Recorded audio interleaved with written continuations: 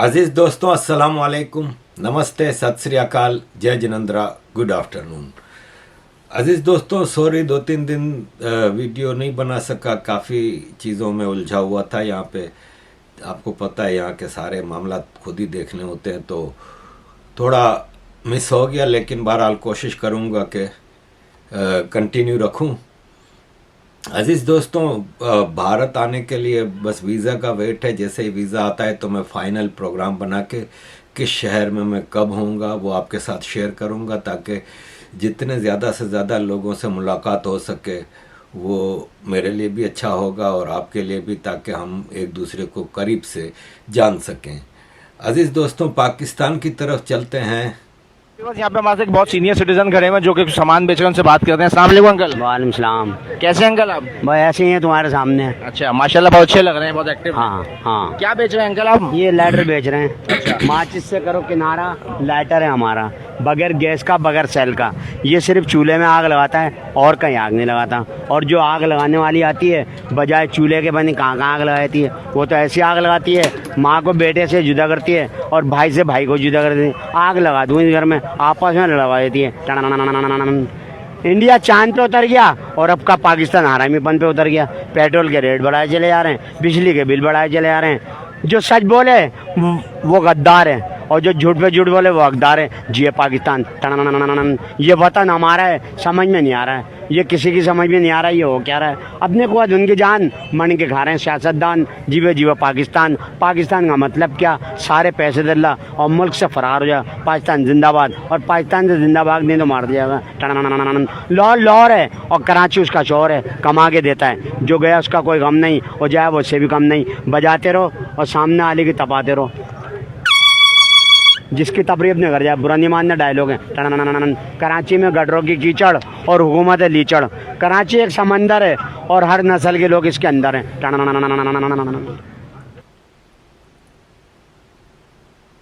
अजीज़ दोस्तों, पूरी दुनिया में टेररिज्म फैलाने वाला पाकिस्तान इस वक्त खुद कंटिन्यूस अंडर अटैक है। इस्लामाबाद बेस्ड थिंक टैंक है Pakistan institute for conflict and security studies. उसने रिपोर्ट इशू की है कि नवंबर में पाकिस्तान में टेररिस्ट अटैक 34% बढ़ गए। टोटल नवंबर में 63 अटैक्स हुए हैं, जो ज़्यादातर पुलिस और आर्मी के ऊपर हुए थे, और उसमें बेशुमार दर्जन ऑफ लोग मारे गए। तो ज़ाहिर है पाकिस्तान कंटिन्यूस अंडर अटैक है। जैसे अभी हम रिसेंट दिसंबर में भी ट्रेंड बढ़ ही रहा है, घट नहीं रहा। अभी रिसेंट में गिलगित बल्तिस्तान के इलाके चिलास में एक बस के ऊपर अटैक हुआ और फायरिंग की गई, 8 पैसेंजर मारे गए। और कल Peshawar main capital of Khyber Pakhtunkhwa, Peshawar के मेन रोड पे एक बैंक और पब्लिक स्कूल के ऊपर आईईडी ब्लास्ट हुआ और उसमें कई बच्चे ज़ख्मी हो गए। और ये दिन दिहाड़े पिशावर जैसे सेंसिटिव सिटी का हाल है, तो पाकिस्तान की सिक्योरिटी फोर्सेस कहीं भी नज़र नहीं आती। पाकिस्तान की सिक्योरिटी फोर्सेस बेचारी क्या क्या करें। ये देखें, लकी मरवत केपीके में 2 गवर्नमेंट कॉलेजेस के ऊपर मिलिट्री ने कब्जा कर लिया। ये सिंध में इनकी प्रैक्टिस बहुत पुरानी है। रेंजर्स को जब ये लाए थे तो ऑलरेडी कराची जैसा शहर है, वो 50% से ज़्यादा मिलिट्री कंटोनमेंट है। लेकिन रेंजर्स को 91 में जब लाए तो रेंजर्स बढ़ती गई और उनको रखने के लिए कई स्कूलों पे, कई सरकारी, कई प्राइवेट जगहों पे, कई शादी हॉल्स पे कब्ज़ा करके वहाँ रेंजर्स की बैरकें बना दी, वो रेंजर्स के कब्ज़े में चली गई। इसी तरह अब लकी मरवत में इन्होंने ये कब्ज़ा कर लिया। इसके अलावा पाकिस्तान आर्मी अब इलेक्ट्रिक की जो चोरी करते हैं उनको भी, उसमें भी वो काम भी इनको दे दिया कि जो इलेक्ट्रिक चोरी करते हैं वो इनको पकड़ें। एग्रीकल्चर लैंड थाउजेंड्स ऑफ एकड़ दे दी है आर्मी को कि आप फार्मिंग करें। बिजनेस ऑलरेडी कर रहे हैं। पाकिस्तान का इंडस्ट्रियल सेक्टर तबाह है, सिवाय उन इंडस्ट्रीज़ के जो आर्मी की छितर छाया में चलती हैं। जो फौजी फाउंडेशन और इनमें भरपूर प्रॉफिट कमा रही हैं, क्योंकि वो टैक्स फ्री होती हैं, चैरिटी के नाम पे धंधा होता है। इसके अलावा शादी हॉल, वाटर जो होते हैं, पानी का सप्लाई का जो सिस्टम है, हाइड्रेंट्स जो होते हैं, ये मतलब हर काम तो आर्मी कर रही है, सिर्फ सिक्योरिटी नहीं कर पा रही। तो भाई अब सिक्योरिटी भी वो करेंगे क्या है? सिर्फ सिक्योरिटी की ये सैलरी लेते हैं। अजीज दोस्तों, सिक्योरिटी की बात आई है तो इस वक्त पाकिस्तान में अननोन लोग, नामालूम अफराद छा गए हैं। वैसे आपको मैं बताऊं, ये नामालूम अफराद की टर्म जो यूज़ हुई थी ना, वो MQM के लिए शुरू हुई थी। कराची में बोरीबंद लाशें मिलती थीं और टारगेट किलिंग होती थी, तो उसमें नामालूम अफराद कहा जाता था और लोग उसमें नामालूम अफराद का मतलब लेते थे MQM। लेकिन बाद में उन तकरीबन केसेस में जब इन्वेस्टिगेशन के बाद रिपोर्ट्स आती थी तो पता चलता था कि इसमें MQM वाले इन्वॉल्व नहीं होते थे, और उसमें ज़्यादातर वो सेक्टेरियन मिलिटेंट आउटफिट्स जो आर्मी चलाती है वो होते थे, या लियारी गैंग वार होते थे। लेकिन MQM को बदनाम करने के लिए नामालूम अफराद।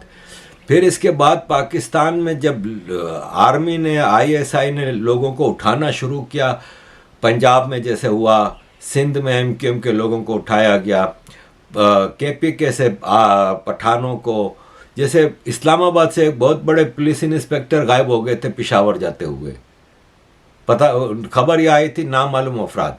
अब नामालूम अफराद की टर्म आई है जिसमें वो लोग मारे जा रहे हैं जो पाकिस्तान के आर्मी के स्ट्रेटेजिक एसेट्स थे, जो टेररिस्ट थे, जिनको पाला पाकिस्तान आर्मी ने इंडिया के खिलाफ यूज़ करने के लिए, चाहे वो खालिस्तानी हों कि जम्मू एंड कश्मीर में टेररिज्म करने के लिए जो भेजे जाते थे, या भारत के दूसरे हिस्सों में, उन लोगों की कमबख्ती आई है।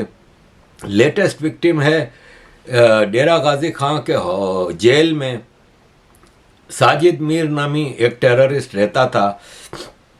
इसको अभी कुछ अरसे पहले लाहौर जेल से डेरा गाजी खां की जेल में शिफ्ट किया गया था। उसको किसी ने जहर दे दिया, और अब वो कुक जो है, जो अक्टूबर 2023 से वहाँ पे जेल में काम करता था, जिसने वो खाना पकाया था, वो भाग गया है। उसको अब आर्मी ढूंढ रही है। लेकिन साजिद मीर इस वक्त वेंटिलेटर पे है। साजिद मीर के बारे में आपको बता दूं कि ये one of the most wanted terrorist था, और 26/11 की जो प्लानिंग एंड एग्जीक्यूशन में इसका बहुत बड़ा हाथ था। ये 2005 में एक फेक नाम और एक फेक पासपोर्ट पे पाकिस्तान इंडिया की ODI सीरीज़ क्रिकेट की जो थी, उसकी कवरेज के लिए इसने वीज़ा लगवा के इंडिया आया था, और उसमें मुंबई के ताज होटल की बाकायदा इसने रेकिंग की थी और पूरी वीडियोस वगैरह बनाई थी, और अंदर पूरा एक डिटेल्ड इसने दौरा किया था, और सब जगहों को जो बाद में 26/11 के लिए यूज़ हुई थी उनकी इसने पूरी डिटेल्ड एक वीडियोग्राफी बनाई थी। और बाद में पाकिस्तान आके उसने एक मिनिएचर मॉडल ताज होटल का बना के अपने जो टेररिस्ट 10 भेजने थे उनको बाकायदा पूरा सिस्टम समझाया था कि किस तरह अटैक करना है, कहाँ से क्या करना है, होस्टेजेस कैसे लेने, एंटर कैसे होना है, ये सारा मास्टरमाइंड इसका था। और इसके अलावा इसने फ्रांस, ऑस्ट्रेलिया, डेनमार्क और अमेरिका में भी टेररिस्ट अटैक की प्लानिंग की थी, जिसकी वजह से FBI की भी मोस्ट वांटेड टेररिस्ट लिस्ट में ये मौजूद है। और अब ये वेंटिलेटर पे है, और पाकिस्तान आर्मी बिल्कुल बेबस नज़र आती है इनके सिलसिले में। इसी तरह एक और खालिस्तानी टेररिस्ट भी इस वक्त गायब है, और उसके बारे में अभी तक कोई आवाज़ नहीं उठा रहा, कोई बता नहीं रहा। लेकिन जाहिर है पाकिस्तान में भांत भांत के भारत के मोस्ट वांटेड टेररिस्ट रहते हैं। जैसे एक मिसाल है दाऊद इब्राहिम। अब दाऊद इब्राहिम का किसी को नहीं पता कि किस वक्त कहाँ होता है। सुना है इसके प्लास्टिक सर्जरी से इसके 2-3 हम शक्ल भी बनाए गए हैं ताकि एक कैमोफ्लाज किया जा सके। दाऊद इब्राहिम के इस्लामाबाद, कराची, लाहौर में कई घर हैं, और कराची में तो मैं इसकी कई जगहों पे पर्सनली बाहर से देख के आया था। जब मैं मेयर था तो मेरे साथी जो MQM के थे वो मुझे लेके जाते थे कभी बाहर, तो मुझे बताते थे, देखें आरिफ भाई ये भी दाऊद इब्राहिम का घर है। तो मैंने कहा अंदर होगा क्या? बोला पता नहीं कौन से घर में किस वक्त होता है। तो अब दाऊद इब्राहिम गायब हो जाए, मर जाए, तो कौन बताएगा? क्योंकि वो तो आईएसआई के अंडर में, आईएसआई तो ये खबरें निकालेगी नहीं। ऐसे कई छोटे बड़े टेररिस्ट खालिस्तानी और कश्मीर के हवाले से और भारत के दूसरे इलाकों में टेररिज्म करने वाले पाकिस्तान में मौजूद हैं। ये तो वो खबर हैं उनकी खबर आती है जिनकी खबर किसी न किसी तौर पे बाहर आ जाती है। अदरवाइज़ पता नहीं कितने लोग नामालूम अफराद का शिकार हो रहे हैं। तो पाकिस्तान इस वक्त अपने ही खोदे हुए खड्डे में गिर रहा है। अब जैसे एक मिसाल है कि ये जमीयत उलमा इस्लाम मौलाना फजलुर रहमान ने फ़लस्तीन के लिए एक जलसा किया। अब आप बताएं इसमें कितने लोग हैं? ये फ़लस्तीन के लिए जलसे कर रहे हैं। आप यकीन माने ये सारे के सारे मौलाना फजलुर रहमान के मदरसों के लोग हैं। अब आप कहेंगे कि इतने सारे, तो भाई साहब इनके दसियों हज़ारों मदरसे हैं। एक मिसाल है, अगर 25,000 मदरसे हैं और हर मदरसे में 100 बच्चा भी पढ़ता है, हालांकि कम बता रहा हूँ 100, अगर 100 भी पढ़ता है तो आप अंदाज़ा लगाएं कि 25 लाख हो गए ना। 25 लाख इनके। मुझे याद है जब मैं जमशेद टाउन का मेयर था तो हमारे टाउन में एक बनौरी टाउन मस्जिद होती थी। जब हम छोटे छोटे थे तो हम बनौरी टाउन मस्जिद में कभी कभी शौक़ से नमाज पढ़ने जाते थे। उस वक्त अभी अफ़गान वार शुरू नहीं हुई थी, अर्ली 70 मिड 70s की बात बता रहा हूँ। उस वक्त वो एक मस्जिद थी। लेकिन बाद में जब 2005 में मैं मेयर बन के गया तो वो उसी इलाके का मेयर था। तो एक दिन मुझे हमारे एक दोस्त ने कहा कि आरिफ भाई बनौरी टाउन के मस्जिद से कभी दौरा करें। मैंने कहा मैं बचपन में 1-2 बार वहाँ नमाज़ पढ़ने गया था, तो मस्जिद है, मिल आते हैं। बोलो मस्जिद नहीं है, इसमें 10,000 स्टूडेंट्स हैं। मैंने कहा इतनी सी मस्जिद में 10,000 स्टूडेंट्स कैसे हैं? बोला आप उनसे हम लेटर लिखते हैं, फ़ोन करते हैं और उनको आपकी अपॉइंटमेंट बनवाते हैं, आपको दौरा कराएंगे वो। आप इस बहाने से जाएं कि वो आपका कोई काम हो, बताएं क्या है। तो मुझे उन्होंने दौरा कराया। तो मैं जब मस्जिद तो इतनी सी सामने नज़र आती थी, अंदर गया तो पूछे पता नहीं कितने एकड़ ज़मीन इन्होंने कब्जा की हुई थी और बिल्डिंगें बनी हुई थी अंदर। जैसे ही मस्जिद में एंटर होते हैं तो कंपाउंड है। अब जैसे दिल्ली के जामा मस्जिद में जाएंगे तो आपको पहले कंपाउंड मिलेगा, फिर मस्जिद शुरू होती है मेन गेट के बीच में। वो कंपाउंड में लाइन से 5-5, 6-6 मंजिला बिल्डिंगें बनी हुई थी। और मुझे अजीब अजीब लोग नज़र आते थे। यानी अजीब से मतलब ये है कि वो सब पाकिस्तानी नहीं थे, कई अफ्रीकन नज़र आ रहे थे, कई साउथ ईस्ट एशियन जैसे मलेशिया इंडोनेशिया वाले होते हैं, कई चाइनीज़, इस तरह पूरी दुनिया के वहाँ पे लोग नज़र आ रहे थे। और मतलब आप अंदाज़ा लगाएं, कराची शहर के मेन सेंटर में। तो पता चला बनौरी टाउन का एक और बड़ा मस्जिद नेटवर्क कराची के सबब में है, वहाँ पे इससे ज़्यादा स्टूडेंट्स हैं। तो ये तो एक जगह का मैं बता रहा हूँ। तो मौलाना साहब लेके आते हैं अपने, जब भी वो होता है तो अपने मदरसों के ऑर्डर कर देते हैं, मदरसों के टीचर सारे बच्चों को लेके आ जाते हैं। अब आप कहेंगे छोटे छोटे बच्चे, तो छोटे छोटे बच्चे नहीं होते भाई।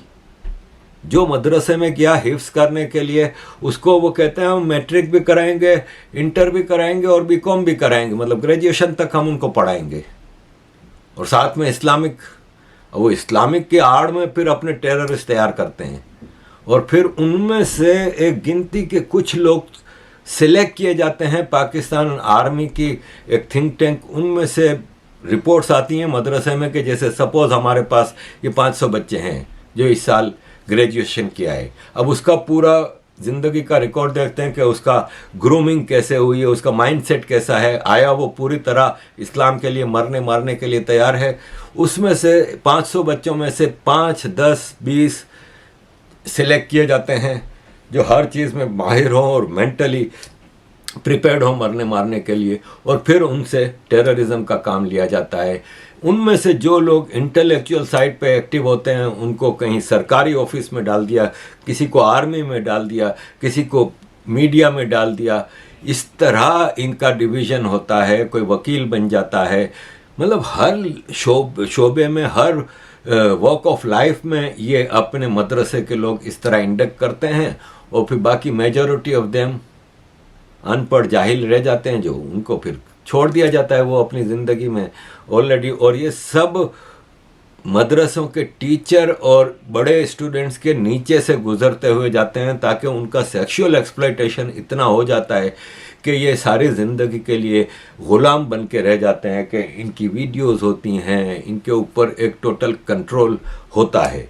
तो इस सारे सिनारियों में पाकिस्तान आर्मी एक बहुत बड़े ख़तरे को भी दावत दी हुई है कि PTM पख्तून तहफ़्फ़ुज़ मूवमेंट जो है मंजूर पश्तीन की, उसको हमेशा MQM की तरह एंटी स्टेट पॉलिटिकल पार्टी के तौर पे गिना जाता है। हालांकि अभी तक PTM ने पॉलिटिकल इलेक्शंस वगैरह में हिस्सा नहीं लिया। PTM के मंजूर अली वज़ीर और मोहसिन दावड़ पिछली बार इलेक्शन में हिस्सा लेके असेंबली में पहुंचे थे, लेकिन वो आज़ाद हैसियत में गए थे। PTM as a party election में अभी तक कंटेस्ट नहीं करती।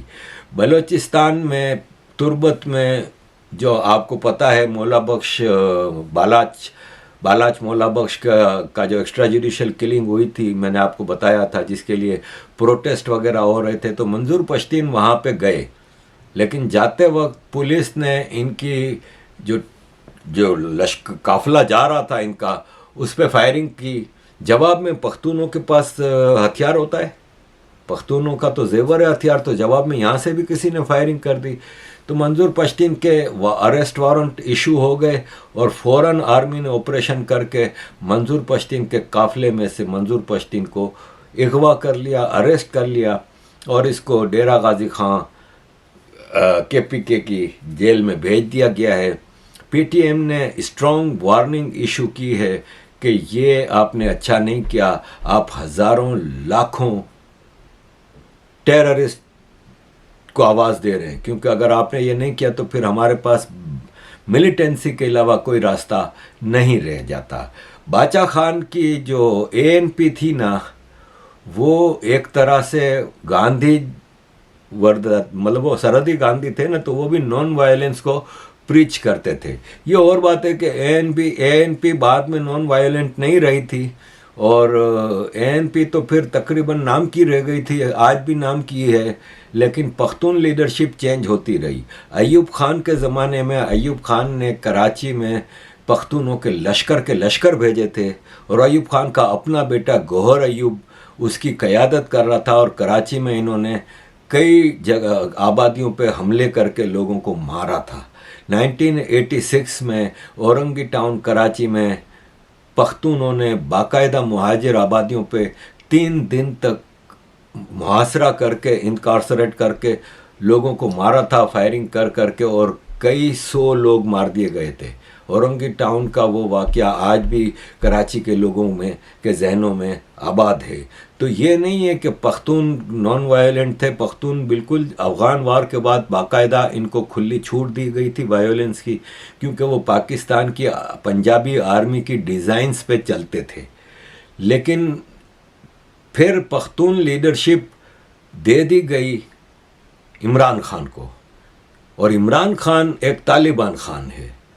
तो इमरान खान एक एक्सट्रीमिस्ट काइंड ऑफ इस्लाम जो कि तालिबान परपेट करता है, जो तालिबान प्रोपोगेट करता है, वही इमरान खान इम्पोज कर रहा था KPK में, और जिसके बाद फिर PTM वजूद में आई और PTM इमरान खान की उस एक्सट्रीमिस्ट आइडियोलॉजी के अगेंस्ट खड़ी हुई और नतीजा ये निकला कि PTM के साथ आम पख्तून जो कि पंजाबी आर्मी से तंग थे, क्योंकि इसी पंजाबी आर्मी ने पख्तूनों को टेररिस्ट ब्रांड करके पूरी दुनिया में मशहूर किया, और खुद पख्तून बेचारे विक्टिम ऑफ टेररिज्म थे, क्योंकि मारे भी वही जा रहे थे, मार भी वही रहे थे। तो जो आर्मी के एजेंट थे इमरान खान की शक्ल में, वो मार रहे थे आम पख्तूनों को और मर रहे थे वो बेचारे आम पख्तून थे। तो PTM इस रेजिस्टेंस के तौर पे एक एज ए पार्टी खड़ी हुई है। और अब जब अली वज़ीर को कई महीने जेल में रखा जाता है, अब मंजूर पश्तीन को उठा के लेके गए हैं, जिससे पख्तूनों में बहुत ही ज़्यादा बेचैनी है। UK, यूरोप, अमेरिका में PTM ने कई प्रोटेस्ट का ऐलान किया है, और लेट्स सी कि पाकिस्तान इस मामले को कैसे आगे बढ़ाता है कि पीटीएम पाकिस्तान को अब छोड़ेगी नहीं। पीटीएम कह रही है कि ये जुल्म है और अब हम ये जुल्म बर्दाश्त नहीं करेंगे। अजीज़ दोस्तों, अगर हम देखें, मैंने अभी जैसे आपको बताया कि extreme form of Islam impose कर रहा था, उसके पीछे हमारी लिबरल आर्मी है, पंजाबी आर्मी, जो अपने लिए तो शरिया को बिल्कुल एक्सेप्ट नहीं करती, लेकिन इम्पोज करने के लिए शरिया है।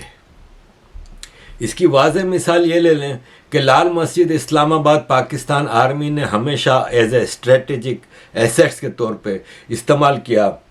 वहाँ का मौलवी अब्दुल अजीज़, वहाँ की जामा अफ़सा की जो टीचर्स हैं, उम्मुल हसन वहाँ की प्रिंसिपल है, उन्होंने हमेशा आर्मी के इशारे पे एक्सट्रीमिज़म को प्रमोट किया। जब तालिबान ने अफ़गानिस्तान में सरकार बनाई थी तो मौलवी अब्दुल अजीज़ ने लाल मस्जिद इस्लामाबाद पे तालिबान का झंडा लहरा दिया था। और अभी आर्मी की, क्योंकि आर्मी का आपको बताया है कि पंजाबी आर्मी के मैस में दुनिया की हर शराब मिलती है, जूनियर ऑफिसर्स की बीवियां उनके लिए सप्लाई होती हैं और लड़कियां सप्लाई होती हैं। हर वो काम जो इस्लामी शरिया के ख़िलाफ़ है वो होता है। तो जैसे अभी इस्लामाबाद में एक आर्मी की डांस पार्टी हो रही थी और पूरे गाने बज रहे थे और शराबें पी जा रही थी, तो जामिया हफ्सा के जो स्टूडेंट्स और टीचर्स हैं उन्होंने घेराव कर लिया और इन्होंने कहा कि ये तो गैर शरई है और इसको हम बर्दाश्त नहीं करेंगे। और छोटे बच्चों को लेके उन्होंने वहाँ पे रुकावट डालने का पूरा रास्ता किया और कोशिश की। ये बार बार जामिया हफ्सा और लाल मस्जिद वाले इस्लामाबाद में शरिया नाफिज करने की कोशिश करते हैं। इमरान खान इनके साथ हमेशा से हैंड इन हैंड मिल के चलता रहा है। तालिबान, इमरान खान, लाल मस्जिद, जामिया हफ्सा और टीटीपी और फिर दूसरे एक्सट्रीमिस्ट इस्लामिक आउटफिट्स हैं, वो सब मिल के ये सब चीज़ें करते हैं। मैं आपको ये पूरी वीडियो इसलिए भी, इसमें वो तकरीर कर रही है जामिया हफ्सा की उम्मुल हसन, और काफ़ी लंबी चौड़ी वीडियो है और उसकी बकवास आप वही क्या शरिया की बात कर रही है कि शरिया नाफिज करो और ये सब। तो अजीज़ दोस्तों, this is the situation of Pakistan. Thank you very much for all your support. Kindly keep supporting.